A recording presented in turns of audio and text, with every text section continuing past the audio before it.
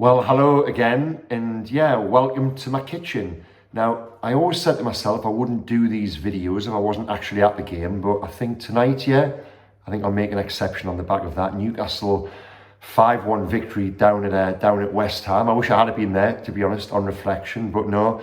I've just come off, I had an engagement with Sky Sports tonight. I've just come off the back page review, during which I think I've just about called Eddie Howe, and I think I've committed before to saying Eddie Howe's the best coach in the country. I think I've even upscaled that to Europe there tonight. I think I may have even been talking about a late title challenge. Never mind the top four. In the same breath as well, I've called Manchester United rubbish and said that everyone was getting carried away during all of the positive coverage earlier in the season. So yeah, I'll be muting my notifications tonight if the last 10 minutes or anything to go by, judging by the response of Manchester United fans. So now I'm going to sit here and give you a very quick reflection on what I thought of Newcastle's win down in London tonight. Now, I won't be walking about, so that one viewer who complains every week about dizziness with me walking back and forth in stadiums and spinning around, this one is just for you. I hope you enjoy it. I don't intend to do it again.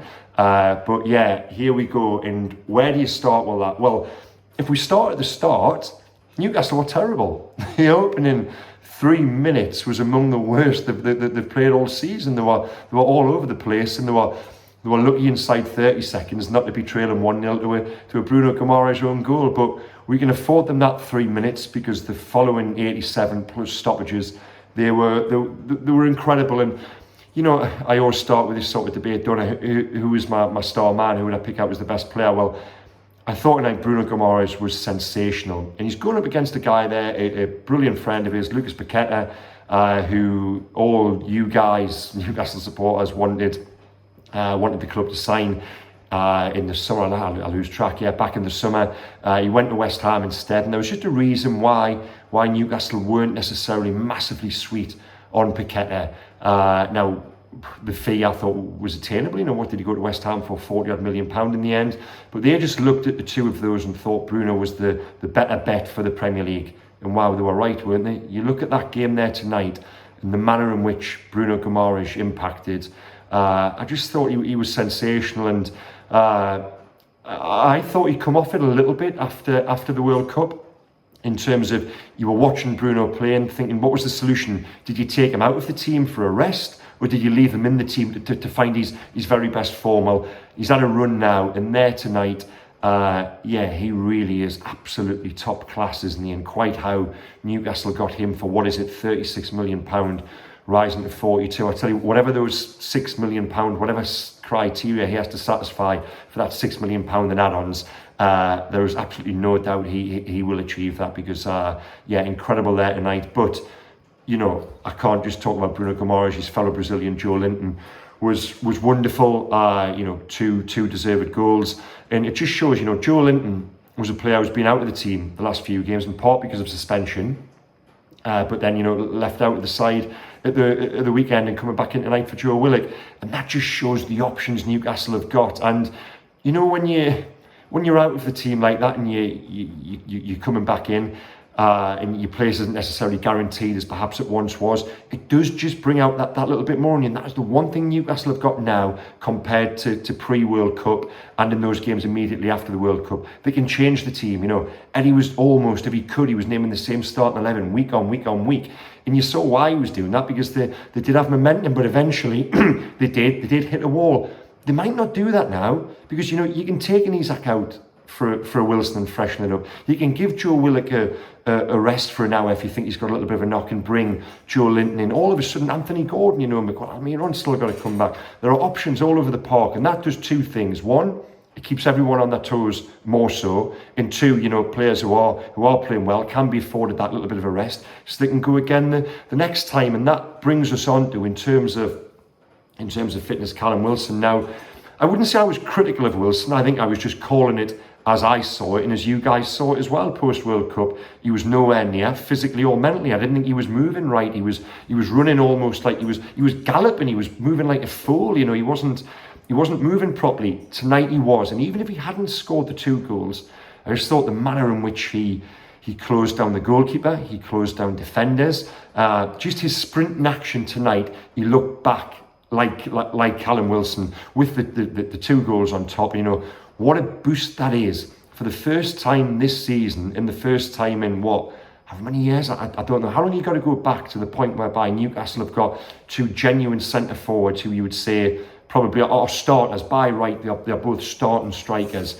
Then Isak comes on and does what he does, and the celebration. You know, I don't know whether some people look at that and think it's arrogant. It's not. It's brilliant, because one of my criticisms of Isak at the very start, the Liverpool game apart, was that I thought the next couple of games after that, and then when he come back into the team after injury, I don't think he wore the jersey with as much confidence as he perhaps should have done for a £63 million striker, and that was understandable given the problems he had with injuries. He then had the game, I forget, was it home to Fulham or whichever one it was, where he makes the tackle in the Gallagher's East Stand corner, and he throws his arms to the crowd. And I just thought, wow, at that moment, that interaction, he then goes on to score the winning goal.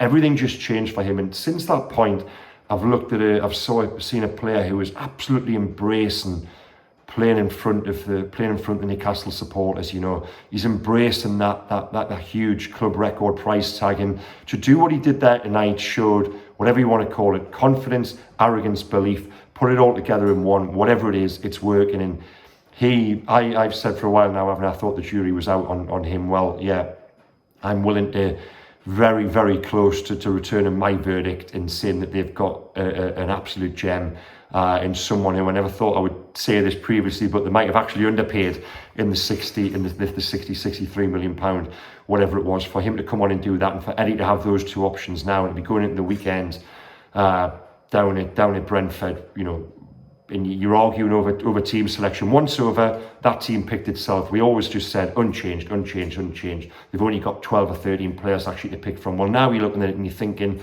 there's 15 or 16 there. Okay, there is absolutely work to be done in terms of improving the starting 11 in certain positions and the depth of the squad. But they're in such a good place right now. And for Newcastle not to come out of this season in, hey, I've just said this on Sky, never mind the top 4, the top 3 now.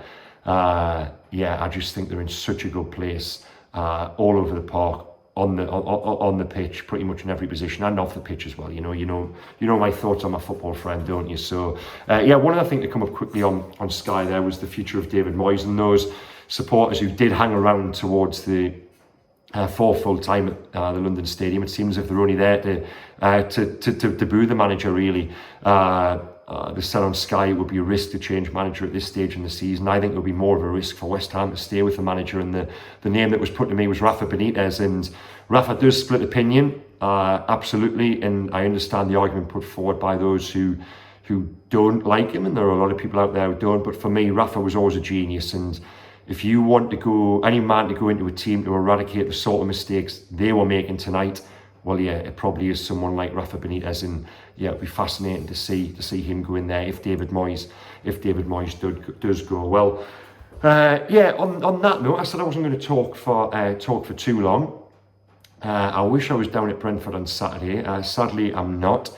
I think that'll be a cracking game down there, given it's I know they've lost at Manchester United tonight, but a manager and a team I've got a lot of time for. I've covered games at the stadium a couple of times now, but I'll be up, not a bad second best, I'll be up covering the Old Firm game on Saturday lunchtime. So yeah, if you are there, safe travels. If you go for a drink afterwards, down by the Thames, Brentford used to be in not the best part of London. They've moved a mile along to Kew, and it's absolutely tremendous now. It's wonderful. So the pub's on the riverfront, on the River Thames, 30 seconds walk from the stadium. If you are going there before or after the game, get yourself a beer. It's brilliant, right on the river, quite idyllic, and I've got every confidence and belief that I think it will be another Newcastle victory. So on that note, cheers guys, and I'll see you the next time. Okay, take care. Bye bye.